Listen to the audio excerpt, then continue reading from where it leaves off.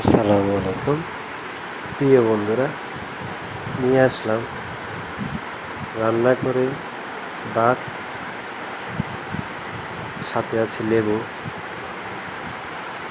তারপর আছে মাছের ভাজি, সরিষার তেল দিয়া ভাজি করলাম।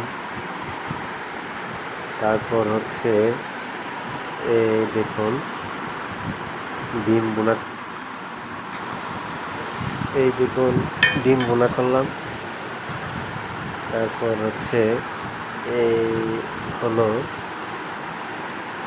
মাছ, আর হলো মাছের মাথা দিয়া পেঁপে পাক করলাম সরিষার তেল দিয়া। সরিষার তেল আমার কাছে অনেক ভালো, সয়াবিন তেল আমার কাছে ভালো লাগে না, তাই সরিষা দিয়ে পাক করি। তো বেছালা থাকি, তাই পাতিলগুলির সামনে নিয়ে আসলাম।